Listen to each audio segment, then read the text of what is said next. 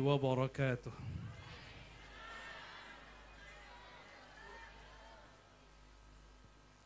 الحمد لله الذي قلب القلوب، والحمد لله الذي جمعنا في هذا المكان المبارك، والحمد لله ثم الحمد لله. أشهد أن لا إله إلا الله وأشهد أن محمدا عبده ورسوله. اللهم فصل وسلم وبارك على هذا النبي الكريم وعلى آله وأصحابه ولبيته وذريته أجمعين. أما بعد. Puji syukur kehadirat Allah tentu kita mulakan. Dan yang kedua, salawat kerinduan selalu kita sampaikan keharibaan baginda Nabi Muhammad sallallahu alaihi wasallam. Dan semua masyayikh, para kiai, para habaib yang dimuliakan Allah. Tadinya saya mau duduk, tapi karena para kiai duduk pakai kursi, nggak sopan kalau saya duduk di kursi. Saya berdiri aja. Wabil khusus Syekh Abuya Dr. Bushra Karim yang akan mendirikan Thariqat Bushrawiyah katanya. Kita tunggu thariqahnya. Baik.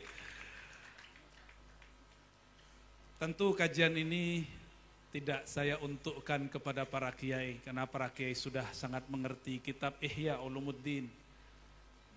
Dan saya tadi request, ini juzuk Rabi', juz yang keempat. Ini untuk saya dan para mahasantri wabil khusus, baik santri tetap atau kalong. Ya. Ini yang kalong banyak kali ya. Tapi saya tahu orang Madura belum lahir udah santri. Sama ini udut. Yang laki-lakinya belum lahir udah bisa ngudut.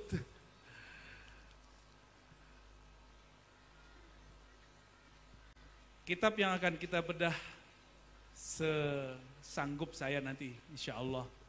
Karena dalam rangka kita memulai Ma'had Ali, karena Ma'had Ali ini simbolnya kitab kuning. Kitab kuning yang paling disukai para masyayikh kita dari dulu sampai sekarang, itu adalah kitab Ihya Ulumuddin. Karena judulnya luar biasa, Ihya, menghidupkan ulum, ilmu, ad-din, agama. Maka semua persoalan agama zahir, batin, usul, furu', syariat, tariqat, hakikat, ma'rifat ada di kitab ini. Nah, makanya mengkaji kitab ini enggak sembarangan.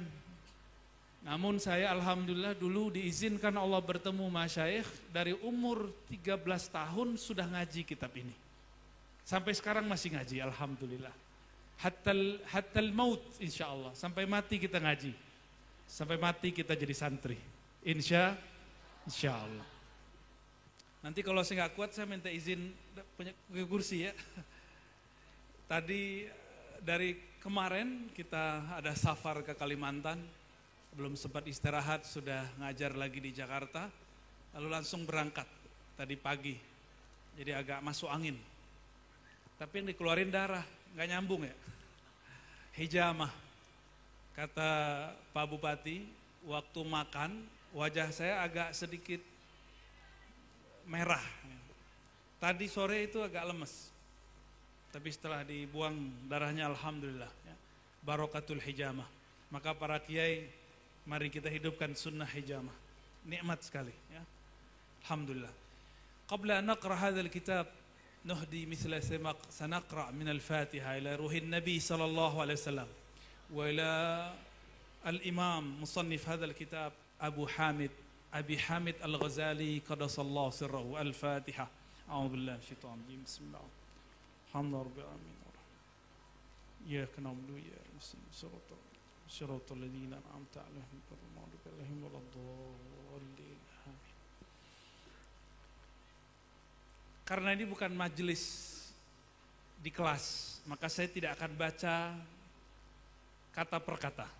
Nanti kita akan ambil jumlah-jumlah mufidah yang sangat relevan untuk malam ini.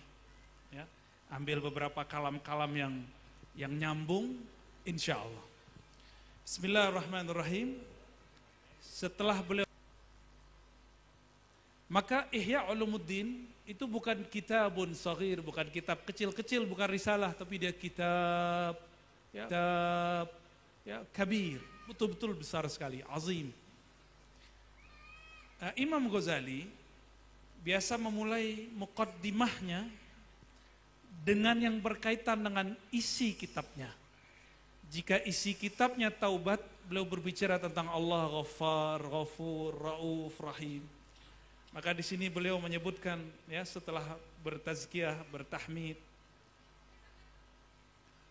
wa narjuhu rajaan di baris keempat ya, man ya'lam annahu al-malikur rahimul ghafurut tawwab. Nah, di belakangnya ada kata tawwabnya. Terus di belakangnya ya, ghafirudz dzanbi wa qabilut taubi syadidul iqab wa nusalli alaihi. Terus jadi dia Imam Ghazali ketika memulai satu kitab pembahasannya syukur, nanti dia masukkan nama Allah syukur. Seperti itu. Sehingga muqaddimah itu sudah mewakili isinya bagi orang yang memahami uslub Imam Ghazali. Tapi tentu tidak semua kata-kata yang berat dapat dipahami oleh orang yang jarang interaksi dengan kitab. Maka perlulah kita langsung masuk saja kepada amma ba'dunya ya. Setelah beliau bersolawat kepada Rasulullah SAW, beliau mengatakan amma ba'du. Nah, siapa yang punya kitabnya silakan diperhatikan, kalau enggak perhatikan wajah saya aja lah ya. Ada tulisan kitab nggak di sini? Amma ba'du, saya tidak berbicara nahwu shorof. Nahwu shorof tentu para kiai, para santri sudah banyak yang mengerti. Fa inna taubata 'anidz dzunubi birruju'i ila sattaril 'uyubi wa 'allamil ghuyubi mabda'u tariqis salikin. Sesungguhnya taubat, apa arti taubat? Kembali, sadar. Itu arti taubat. Maka orang yang kembali dari kesesatannya disebut taubat. Orang sadar dari kesalahannya disebut taubat. Orang yang mengaku salah, menyesali perbuatannya disebut taubat. Maka ada sebuah hadis, an-nadamu taubah. Menyesali perbuatan yang lalu itu taubat. Nah, ini pemaknaan taubat. Namun apa yang unik? Allah Azza wa Jal sama nafsahu bitawab. Allah Ta'ala menyebut dirinya tawab. Allah menyebut dirinya tawab. Apa arti tawab? Kenapa tidak taib? Karena tawab bermakna yang maha menerima tobat yang berulang-ulang. Kita kalau selesai wudhu baca apa? Allahumma ja'alni minat tawabin. Allah, Rasulullah SAW mengajarkan kita supaya menjadi tawab. Maka tawab ismun lahu wa li'abdihi. Tawab namanya dan juga nama untuk hambanya. Apa perbedaan maknanya? Ini hanya ittifaq fil ism la fil musamma. Hanya sama namanya tapi berbeda pada pemaknaannya. Allahumma ja'alni minat tawabin. Apa artinya? Ya Allah, jadikan aku orang tobat. Itu biasa. Terjemahan anak MTS bisa itu. Ya, bukan begitu nerjemahinnya. Pakai rasa menerjemahkannya. Allahumma ja'alni minat tawabin. Ya Allah, jadikan aku orang yang berulang-ulang tobat. Itu makna tawabin. Kata Ustadz, tobat cukup sekali. Lah Ustadz siapa tuh? Ya. Gak ada ceritanya tobat sekali. Kalau seandainya cukup sekali, kenapa Nabi mengulang 100 kali? Dan itu kulla yaum, setiap hari. Mungkin maksud si Ustadz kalau habis dosa jangan maksiat lagi. Maksudnya benar, tapi uslubnya salah. Kenapa? Orang yang tobat malam ini, besok ada jaminan tidak maksiat? Hatta bahkan 1 jam setelah ini, adakah yang hadir malam ini tidak ada jaminan dia maksudnya dia, torikotnya dia? Lalu apa lagi? Kullama zakaral dunya ightasala. Setiap kali dia ingat dunia, dianggap dia dosa besar, maka dia mandi tobat. Mandi tobat qadiyah mukhtalafa indal fuqaha ya. Banyak ahli fikih memperdebatkan mandi tobat. Tapi kalau orang ahli zikir nggak ada masalah, mandi tobat khalas masyru'. Nggak ada masalah. Baik. Jadi jangan bayangkan taubat ini cuma untuk orang peminum khamar, pezina, koruptor. Enggak, ini untuk kita. Apa kata beliau? Mabda'u tariqis salikin. Sesungguhnya taubat daripada dosa-dosa, kembali kepada Allah yang maha mengetahui dosa, menutupi dosa. Nanti ada macam-macam dosa ya. Dosa kiai beda sama dosa jamaah. Beda. Serius. Dosa santri lain sama dosa orang awam itu lain. Kiai kalau khutbah nggak pakai kopiah gimana? Diturunin nggak? Turunin. Kecuali di Jakarta kayaknya boleh. Maka dosanya para masyayikh adab yang buruk. Dosanya orang awam benar-benar dosa. Ya, mata jelalatan, korupsi, itu sebut dosanya orang awam. Zunubul awam. Maka ada dosa awam, ada dosa khawas, ada khawasul khawas. Ini uslub Imam Ghazali. Imam Ghazali selalu bagi 3. Dosa orang awam, maksiat yang zahir. Dosa orang khawas, maksiat qalbu. Dosanya khawasul khawas, para aulia, para anbiya, su'ul adab. Mereka merasa su'ul adab. Coba lihat Sayyidina Adam alaihi salam. Ketika diusir di muka bumi, ke muka bumi, apakah ia menyalahkan iblis? Enggak ya? Enggak, dia enggak menyalahkan iblis. Apa kata dia? Kata Sayyidina Adam, Rabbana zalamna. Ya Rabb, kami salah. Ya Rabb, kami zalim. Ini baru Bani Adam. Yang menyalahkan orang lain, Bani Iblis. Yang di depan saya Bani Adam apa Bani Iblis? Yang Bani Adam angkat tangan. Waduh, ada yang angkat tangan nih.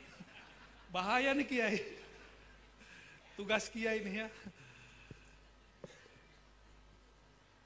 Bani Adam ngikutin Nabi Adam. Nabiullah Adam mengatakan, Rabbana zalamna, ya Allah, aku terusir dari surga karena salah kami. Beliau tidak menyalahkan karena si iblis, gitu enggak, dia enggak ngomong begitu. Maka nanti Pak Bupati kalau punya tim suka nyalain teman, nah itu Bani Iblis tuh. Kalau Pak Abuya nggak berani saya ajarin. Kalau Pak Bupati bolehlah. Ya. Baik. Nabi Adam dosa nggak? Waktu di surga. Siapa yang bilang Nabi Adam dosa? Ada yang berani? Batal ahlu sunnahnya. Oh di Quran ada. Fa'asa Adamu Rabbahu fakhawa. Nabi Adam, gimana terjemahannya? Durhaka kepada Rabbnya dan dia tersesat. Nah, kan kita sudah sebutkan tadi, dosanya para anbiya itu su'ul adabnya. Su'ul adab itu dia yang merasa su'ul adab, bukan kita. Kita nggak boleh bilang Nabi Adam su'ul adab. Tapi mereka merasa itu su'ul adab. Su'ul adab itu kesadaran diri sendiri. Ini bukan kalam kita. Kita nggak berani bilang Nabi Adam su'ul adab, nggak berani. Tapi mereka merasa su'ul adab. Makanya mereka menyalahkan diri. Suaja aja kritik mengkritik. Ini sesama kiai belakang-belakang kritik mengkritik nih. Musim pilkada. Baik. Nabi Adam nggak pernah tergoda sama iblis. Walaupun lafaznya Gimana lafaznya? Fa'azallahumas syaitan. Itu azalla pada hakikatnya Nabi Adam tidak terpedaya oleh si iblis, tapi iblis bawa nama Allah. Iblis bersumpah demi Rob, demi Tuhan. Seandainya iblis tidak bersumpah dengan nama Allah, Nabi Adam tidak akan makan itu buah syajarah. Ini dijelaskan oleh banyak ulama ahli tafsir. Ya. Jadi Nabi Adam bukan menghargai iblis, tapi menghargai nama Allah.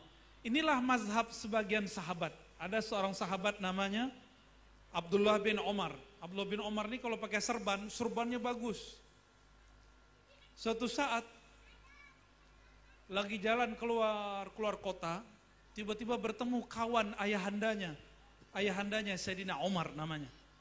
Sayyidina Omar punya kawan orang Arab Badui. Dulu di masa Sayyidina Omar masih suka belusukan, sorbannya sering dimintai oleh orang ini. Ketika Abdullah bin Omar bertemu, apa kata orang Arab Badui ini? Imamatuka. Wallahi ya akhi. Ya benar akhi, kira-kira begitu. Anak saudaraku. Hai anak kawanku. Saya ingin serbanmu. Langsung dicopot. Tapi kayaknya nggak ada yang mau copot sorban kiai ini. Aman kiai. Abdullah bin Omar, setiap orang menyebut nama Allah dalam meminta, dia langsung kasih. Tapi Pak Bupati nggak berani. Mobilnya, demi Allah, saya mau mobilmu, nggak berani. Nggak akan berani. Ya. Itu makomnya mereka lah. Kita nggak sanggup mengikuti makom para sahabat yang sangat tinggi dan mulia. Jadi semua nabi, dimulai dari Nabi Adam, dan seharusnya kita Bani Adam, menjadikan ini sebagai mabda'ut thoriq. Inilah wirid pertama manusia di bumi. Maka benarlah Imam Ghazali mengatakan, mabda'ut thoriqis salikin. Taubat itu adalah permulaan jalannya orang-orang yang suluk. Suluk artinya menempuh jalan kepada Allah, kembali kepada Allah. Siapa yang pertama kali melakukan itu? Sayyidina Adam. Turun di muka bumi, beliau enggak jalan-jalan dulu, apalagi selfie dulu kayak kita kan. Oh kayaknya bumi cakep juga nih, selfie enggak ada. Sayyidina Adam langsung sujud dan dia membaca Rabbana zalamna. Imam Ibnu Katsir menyebutkan itu selama 40 hari. Ada yang menyebut 40 tahun. Kayaknya yang lebih masuk akal 40 hari. Wallahu a'lam bis-shawab. Ya, mungkin. Itu syariat Nabi Adam. Kalau tobat 40 hari sujud. Ada yang berani? Tobat 40 hari sujud. Sayyidina Umar tobat 40 hari tidak tidur malam dan tidak makan siang hari. Cuma karena pernah gertak Nabi. Rasulun anta? Ente benar Rasul enggak? Gitu.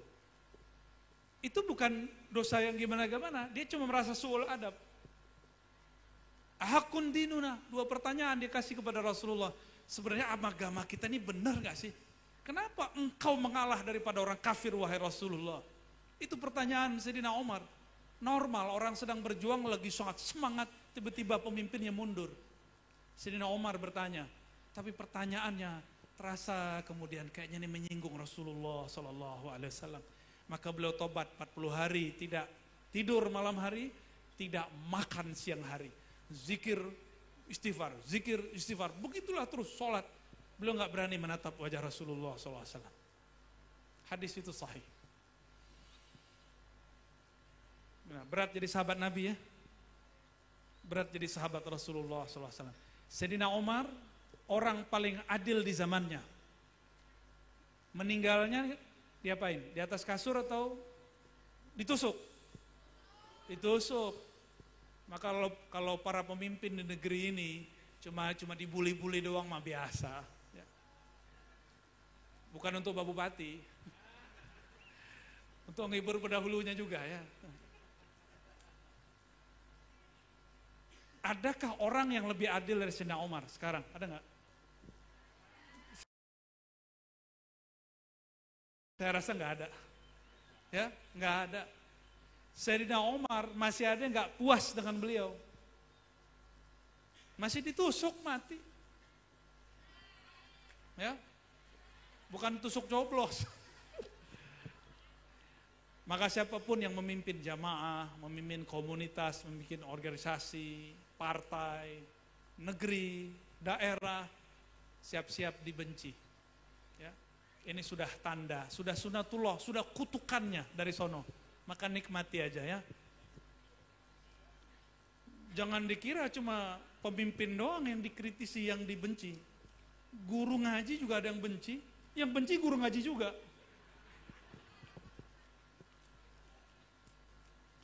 Mabda'u tariqis salikin. Jadi taubat itu awal permulaan orang mau bersuluk.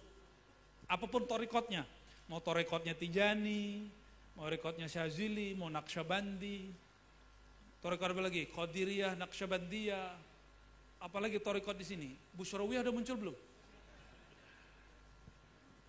Torikot apa lagi? Pasti banyak torikoh di sini. Ada torikoh yang unik di negeri kita, ada torikoh lokal. Akmaliyah, Siddiqiyah. Kita nunggu tarikat lokal Al-Busyrawiyah.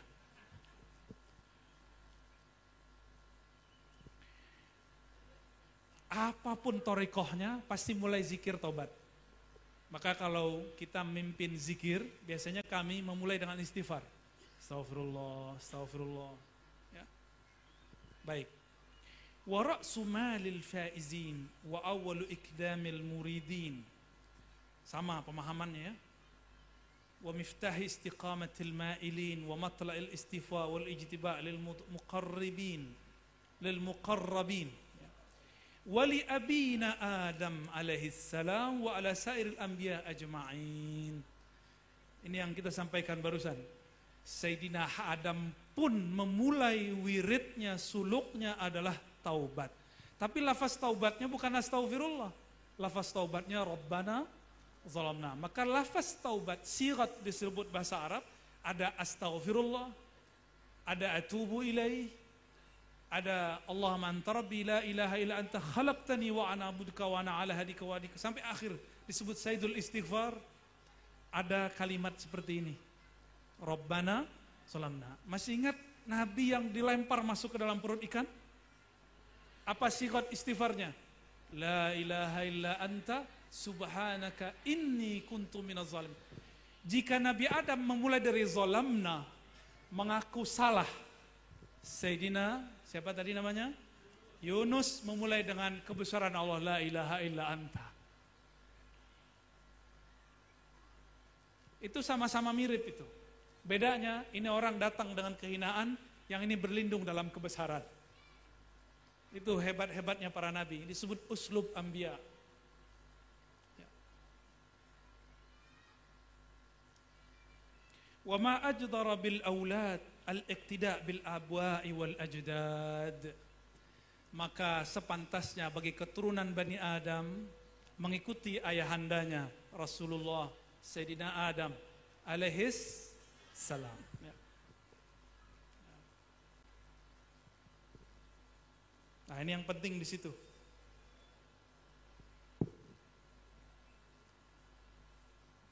Setelahnya penjelasan aja ya. Kita langsung masuk ke fasal berikutnya.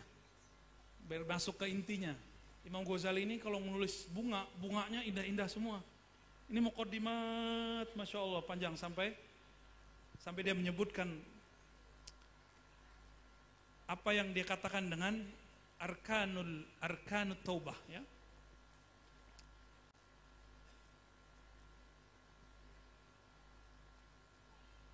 Nah, di baris ketiga di halaman ketiga, ini baris ke 1 2 3 4 5 6. Beliau menyebutkan rukun taubah sebelum masuk ke fasal berikut. Apa rukun taubat? Jadi tidak hanya sholat yang ada rukunnya, taubat pun ada rukunnya. Kalau rukun sholat, siapa yang menyusunnya? Fuqaha. Rukun taubat, siapa yang menyusunnya? Sufi. Ulama sufi. Jadi ulama sufi itu bukan hanya ada di gunung-gunung. Mereka nulis kitab, ini hasilnya 4 jilid besar. Mereka orang-orang cerdas. Imam Ghazali juga ahli fiqih. Dia juga ahli aqidah, dia juga ahli falsafah. Ya. Ada yang ngeritik. Nah, ini keluar dikit sebentar. Biar kayaknya tadi ada yang kepikiran. Kata orang, kitab Ghazali ini banyak hadis palsunya. Benarkah begitu? Saya pastikan orang yang ngomong begitu belum pernah khatam kitab Ihya. Ya. Saya pastikan wallahi dia belum khatam. Kalau dia khatam kitab Ihya, dia khatam kitab-kitab hadis yang besar dan kitab hadis yang kecil-kecil, dia akan tahu hampir semua riwayat yang dinukil Imam Ghazali ada sumbernya dalam kitab hadis. Dan ini bukan hanya saya yang mengatakannya. Sebelum ini sudah ada namanya Syekh Anas Sufrawi. Saya dulu mengkajinya 2006. Ternyata di saat yang sama ulama-ulama banyak yang mengkaji. Syekh Anas Sufrawi bacanya. Masih hidup, masih muda. Di Suriah. Gak tahu tinggal di mana sekarang beliau. Setelah meneliti, ketemu tidak sampai 20% dari yang disebutkan oleh Imam Subki. Imam Subki menyebutkan 313 hadis di sini, tidak ada sumbernya. Imam Subki, sesama dengan Imam bin Athaillah Sekandari. Setelah dikaji oleh beliau, tidak sampai 20%. Semuanya sudah ketemu riwayatnya. Yang 20% ini masih dicari, pasti ada bahannya. Karena Imam Ghazali tidak pernah menukil satu hadis kecuali ada sumbernya. Kita usut-usut, nah nanti kalau nggak punya kitabnya cari di Google boleh. Atau Syamilah. Kata Ustadz tadi kurang afdol, tapi ini darurat Ustadz ya. Ada namanya Al-Ajza, Kutubul Ajza, kitab-kitab parsial. Ada ummahat, Sahih Bukhari, Muslim, Abu Daud, Tirmizi. Ada yang parsial kecil-kecil, tematik. Yang paling banyak menulis namanya Al-Hafiz Ibnu Abid Dunya. Al-Hafiz Ibnu Abid Dunya. Hampir semua hadis yang ada di kitab ini dinukil dari sana. Yang tadi dikatakan orang tidak ada hadisnya, tidak ada sumbernya, ada semuanya. Ya, nggak ada di situ, ada di Dailami, nggak ada di situ, ada di Tabarani, nggak ada di situ, ada di Raqutni, nggak ada di situ, ada di Hakim. Terus ada semua. Cuma belum ketemu, tapi sayang ada orang berbicara kalau dia nggak tahu dia bilang nggak ada. Ya, kaidah baru. Baik. Jadi nggak usah khawatir baca kitab Ihya, insya Allah kitabnya aman. Ya, para kiai, para masyaikh, para habaib yang mengajarkan kitab ini terus nggak ada masalah. Masyaikh kita di sana yang ahli hadis juga sudah menjaminnya. Taib. Rukun taubah ada 4. Apa kata beliau?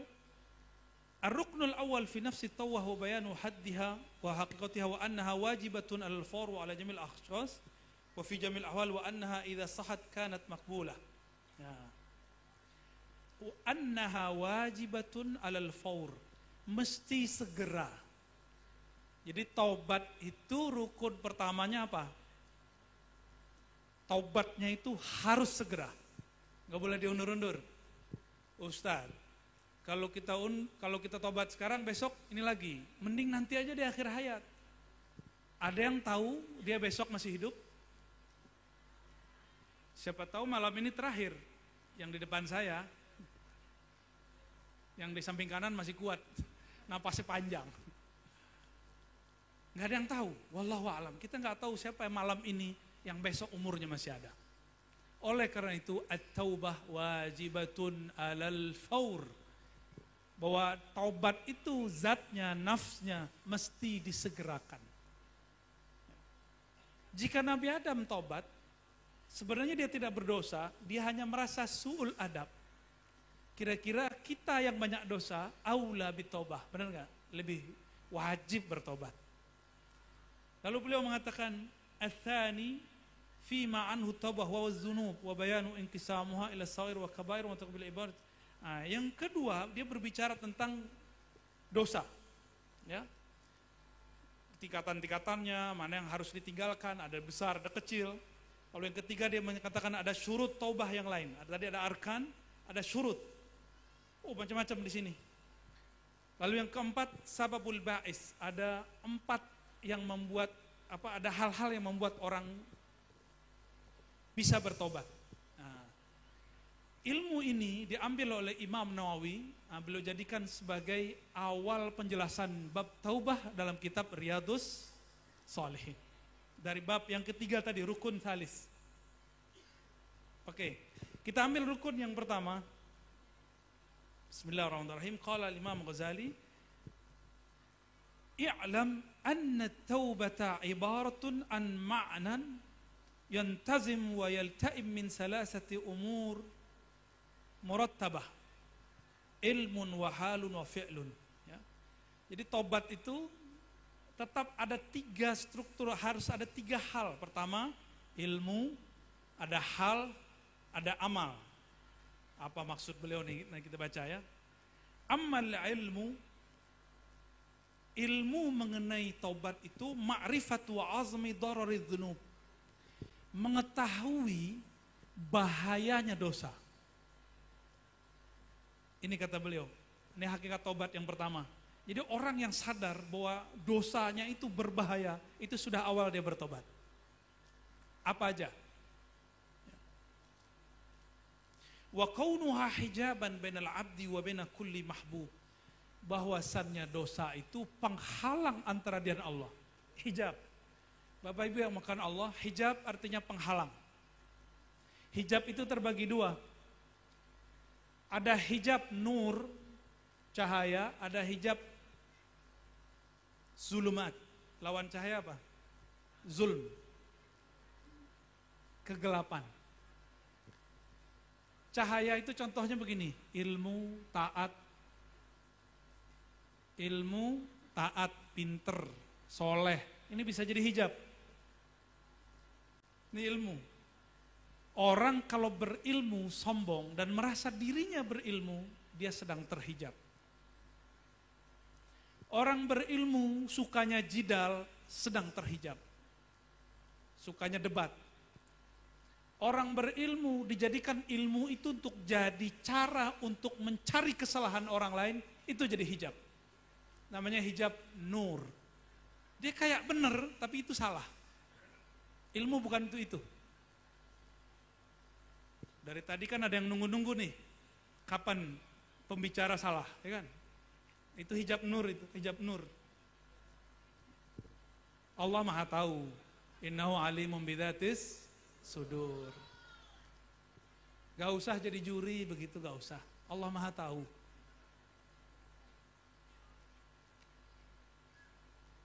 Apalagi sholat.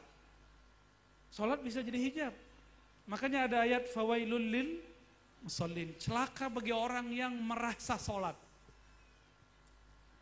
Itu terjemahannya harus ditambah. Yang merasa sholat.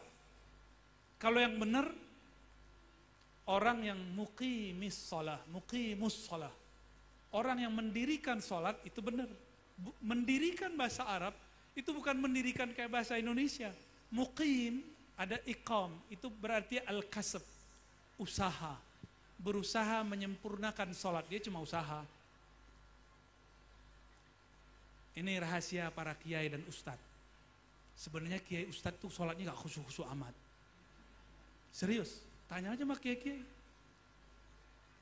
Saya udah survei, diam-diam kepada para kiai. Pak Kiai, sebenarnya sholat pakai khusyuk gak sih? Soalnya ini susah nih. Sama kita katanya. Banyak kiai begitu. Ya. Tapi si kiai ini berusaha khusyuk. Nah, ini yang disebut muqim. Dia berusaha mendirikan sholat. Ya. Wah, gak sopan pakai. Udah berdiri aja pakai. Suul adab saya. Terdosa lagi, tobatnya susah nanti. Baik. Masih ingat Barsiso? Nggak ada kiai di sini yang lebih sakti dari Barsiso. Karomatnya nggak ada. Tidak ada di sini kiai yang wiridnya lebih banyak dari Barsiso, nggak ada. jika engkau sujud kepada kakiku, maka engkau akan lepas dari semua tuduhan dan semua yang dihukumkan kepadamu. Akhirnya Barsiso mengatakan, baik, dia tundukkan kepalanya lalu dia sujud. Di saat itu Allah cabut nyawanya. Nauzubillah min dzalik. Maka kita la naghtarru bi kasratil ibadat. Kita enggak boleh tertipu dengan banyak kuantitas. Ya. Mesti kualitasnya juga yang diperhatikan. Nah, itu hijab nur. Hijab nur.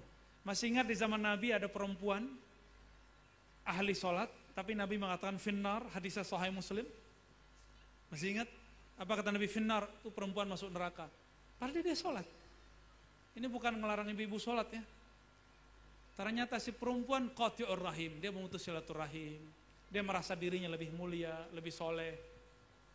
Hari ini, karena orang jarang ngaji kitab Ihya, tambah ilmu, tambah sombong, tambah amal, tambah merasa sok suci. Ini hari ini. Jangan sampai nanti kiai ada yang ngomong, di sini mana ada kiai wiridnya sebanyak aneh. Nah, ini gawat tuh. Mana ada di sini kiai yang kiamulalnya sebanyak saya. Ini kalau ada begitu, ini kakak kelas adik kelasnya Barsiso.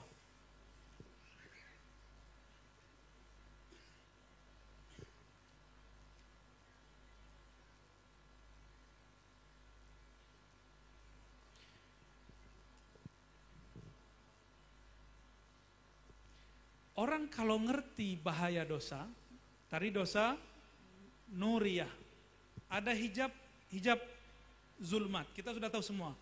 Semua maksiat yang semua orang sudah sepakat, minum khamar, semua, ya, korupsi itu zulmat, zalim zulmat, tidak amanah zulmat, itu zulmat semua, orang semua tahu.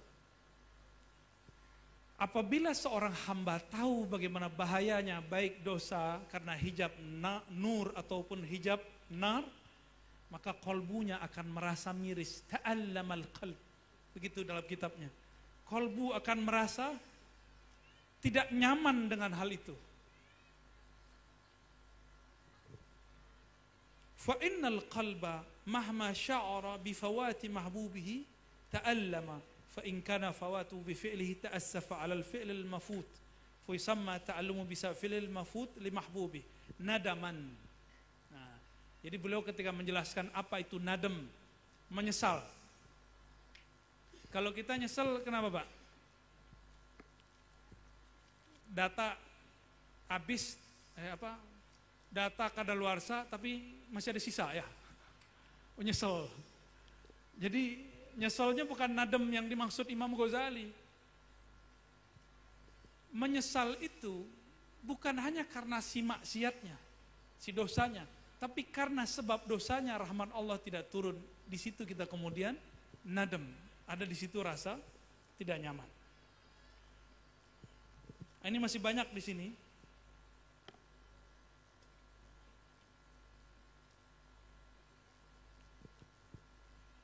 Sepertinya masih diringkas cepat-cepat ini. Ini lain kalau saya duduk sama berdiri begitu jadinya. Tapi nggak masalah ya. Ini sudah banyak poin sebenarnya Bapak Ibu. Kita kembali ke atas tadi. Bahwa dosa ada 3 tingkat. Nah ini yang diingat-ingat. Dosa awam. Dosa awam itu dosa zahir. Yang kedua dosa khawas, dosa kolbu. Yang ketiga dosa apa? Dosa adab. Ya, ini dosa khawas. Jika mengenal bab ini, maka orang akan menyesal. Contoh, ada santri, dia jalan depan kiainya, tapi dia nggak lupa kalau itu kiainya. Dia jalan aja, selonong. Akhirnya merasa tidak nyaman. Menyesal nggak? Nah, itu namanya nadam. Itu maksud beliau. An-nadam, penyesalan. Ya. Rasulullah melarang berdebat.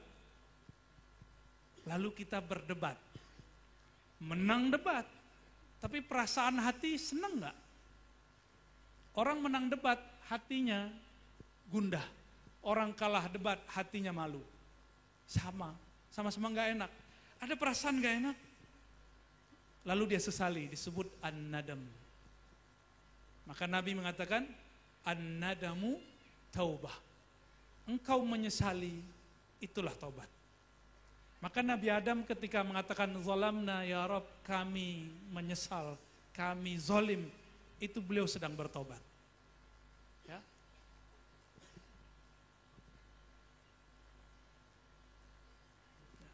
Kalau sudah faham bab ini, lalu kita menyesal, orang yang menyesal nangis, benar gak? Maka kebanyakan orang yang nangis itu karena dosa. Kecuali ibu-ibu lagi kawin, menikah. Kalau yang menikah, qabil tu nikah, dijawab sama pasangannya. Qabil tu udah jawaban ya. Zawwajtuka bibinti bimari kaza wa kaza, dijawab qabil tu nikah. Ibu-ibu nangis, yang lagi menikah si perempuan nangis, itu nangis apanya? Nangis nyesel apa nangis mau? Nangis seneng, itu beda.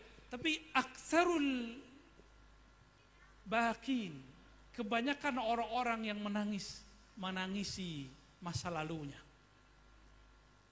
Nabi Adam sujud itu nangis, yabki, beliau menangis.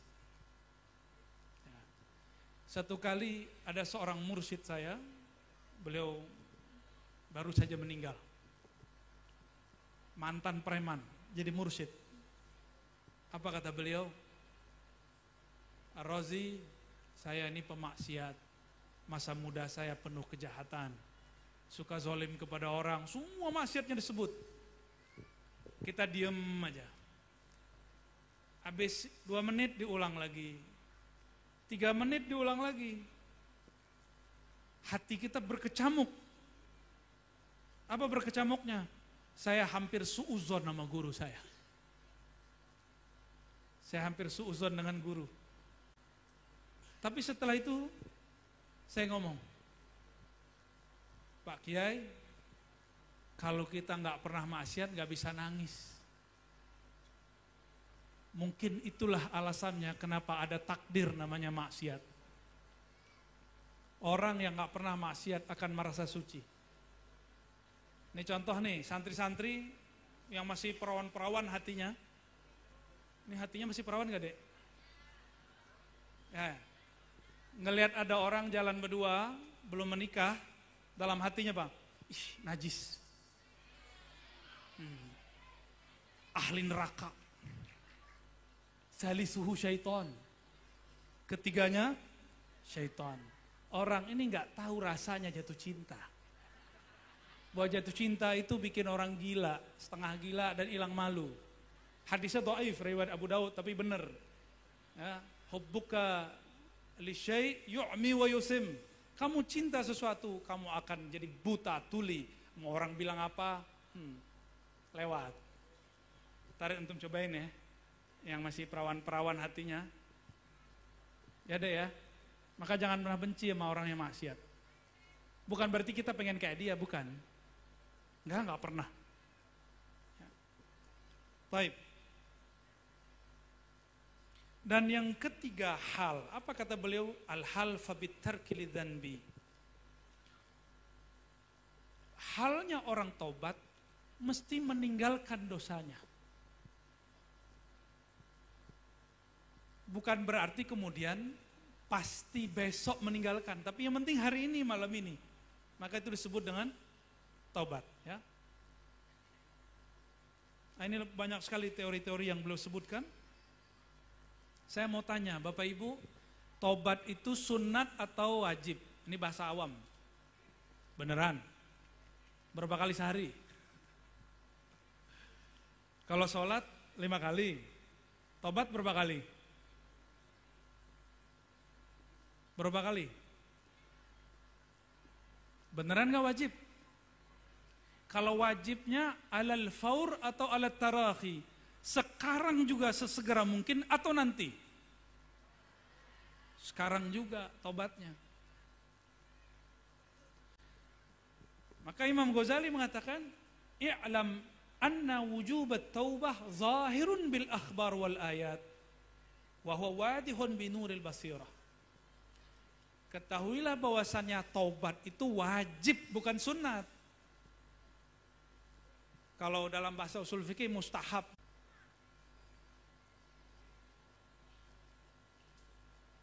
Nah, taubat ini ada yang bisa sendiri, ada yang dibimbing. Apa kata beliau? Fasalik imma a'ma la yastaghni anil qa'id fi khutwihi wa imma basir yahdi ila awal tariq thumma yahtadi bi nafsihi. Jadi orang yang tobat ini ada dua karakter. Ada yang buta, dia nggak tahu kemana harus tobat. Makanya banyaklah cerita orang-orang hijrah lalu salah guru. Tahu-tahu dapat guru yang ekstrim. Atau dapat guru yang aneh-aneh. Atau dapat guru yang nyeleneh. Itu biasa. Itu salah satu sunnatullah orang berguru. Ya. Yang paling banyak ekstrim santri atau orang-orang umum? Yang banyak ekstrim. Coba cek teroris-teroris yang ada di Indonesia, kebanyakan lulusan umum atau pesantren? Umum. Benar ya? Ya. Hakul yakin. Itu dia pengen bener, pengen tobat. Ketemunya ustadz-ustadz yang mengajarkan jihad tidak pada tempatnya. Ini cara tobat. Ya akhi, hadhihi hiya taubah. Innamal jihad huwal qital. Orang baru tobat langsung diajarin qital, ya. Ada lagi yang lucu, kiai. Kalau para kiai sudah makomnya, ya. Baru hijrah sudah bahas bab ta'adduduz zawaj. Tahu? Baru hijrah nih. Kiai aja udah lama-lama ngaji, belum berani sebagian besar, ya. Min babil khauf minal khaifin. Tapi mereka sudah berani bab itu. Tapi itu masih mending, masih oke. Paling-paling dia berkorban dia sama dia aja. Tapi kalau masuk ke bab jihad, kita sudah lihat banyak sekali orang-orang yang salah berguru, salah majelis. Nah, kita punya harapan besar kepada para santri, terutama mahasantri. Jangan nanti ilmu itu dikitman, disembunyiin, ya. Harus disebar. Sekarang sudah banyak cara menyebarnya. Baik. Maka orang-orang yang salik al-a'ma, yang dia tidak tahu jalan, carilah orang yang mengetahui jalan. Ini yang disebut dengan ittikhadus syekh wajib. Wajib berguru, bermursyid. Jadi cara tobat pun kalau yang nggak tahu caranya, cari mursyid. Cari kiai yang mengajarkan. Mursyid itu kan bahasa Arab. Bahasa kitanya bisa kiai, bisa syekh. Apalagi di Madura ada istilah lain Pak Kiai. Kiai, abuya gitu ya. Bukan abuya Rosi. Kiai lah ya. Syekh. Mereka nanti akan menuntun insya Allah. Wa amma basirun. Adapun orang yang alim, yang mengerti jalan, dia tahu jalan. Cukuplah dia tobat dengan dirinya sendiri. Nah, inilah uniknya umat Islam. Kita kalau tobat nggak perlu ada pengakuan kepada imam, kepada ustadz. Tapi kalau di agama lain mungkin ada pengakuan dosa, benar nggak? Ya kita nggak perlu mengkritisi agama mereka, tapi ini syukurnya kita. Maka dosa kita cukup kita adukan kepada Allah, nggak usah dikadukan kepada ustadz. Ya.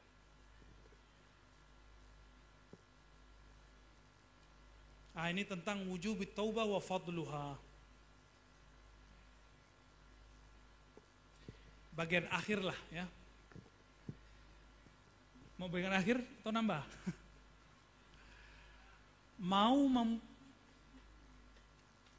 memunculkan keridhaan Allah dengan cara cepat? Kita ini gak banyak amal. Tapi ada cara untuk menggapai ridha Allah cara cepat, jalan tol. Babnya bab ini, ya. Imam Ghazali menyebutkan beberapa riwayat Ada riwayat yang sahih, ada yang tidak sahih. Nah, yang kurang sahihnya, lafaznya begini. Tapi maknanya benar. At-taib habibullah. Orang yang tobat itu kekasih Allah. Maka Allah dihitung seperti tidak pernah maksiat. Orang yang tobat, ternyata ada satu asrar rahasia. Dalam hadis yang sahih dikatakan, idza aznabal abdu, jika seorang hamba maksiat, maka di kolbunya ada titik noda hitam, nuktatan sauda. Nih, tadi buka situs yang aneh-aneh, buka video yang aneh-aneh, itu kolbunya gelap. Baca status aib orang, berdebat di sosial media, kolbunya gelap. Rasakan aja, nanti kolbunya gelisah. Seperti kita gelisah kalau lampu mati, kecuali orang pasutri, pasangan suami, nah itu kalau gelap malah senang. Ya. Kalau kita sendiri lampu mati, gimana? Gelisah nggak? Di saat seseorang bermaksiat, baikkah zahir, baikkah batin, baikkah adab, maka kolbunya akan merasa gelap. Disebut nuktatun sauda, bukan nuktah, nuktah, noda. Kalau nuktah titik.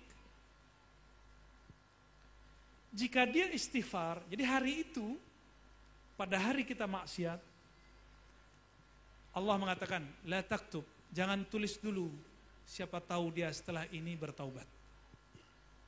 Siapa tahu dia setelah ini istighfar. Jadi kalau kita maksiat hari ini, di ujung hari, di ujung sebelum tidur kita istighfar, maksiat tadi siang dihapus. Kecuali fima yata'alaq bi hukukil adami, yang berkaitan dengan hak-hak manusia. Lalu, kalau kita bertobat dihapus nih. Besok maksiat lagi. Titik yang kemarin muncul bertambah dengan titik yang baru. Noda yang kemarin muncul dengan noda yang baru. Inilah kenapa orang-orang sulit khusyuk dalam sholat. Karena la yanjah fi babit taubah. Karena tidak lolos di bab taubat. Gak beres bab taubat, kolbunya selalu gelap, dia tidak akan pernah khusyuk. Karena khusyuk itu ketika kolbunya bening bercahaya. Atas dasar itulah Nabi berkalam kepada para sahabatnya ketika sebelum sholat. Sallu salatan muwaddi'. Salatan muwaddi'. Sholatlah kamu seakan-akan inilah yang terakhir. Kalau kita tahu hari ini terakhir, pasti paling bagus sholatnya. Cuma kan ini hanya menjadi gimmick. Imam-imam hanya dibaca, orang-orang cuma mengulang-ulang, tapi tidak ada pemaknaan. Sholat muwaddi' itu sholatut ta'ibin, sholatnya ahli taubat. Sholat penuh penyesalan. Itu sholatut ta'ibin, sholatu muwaddi'.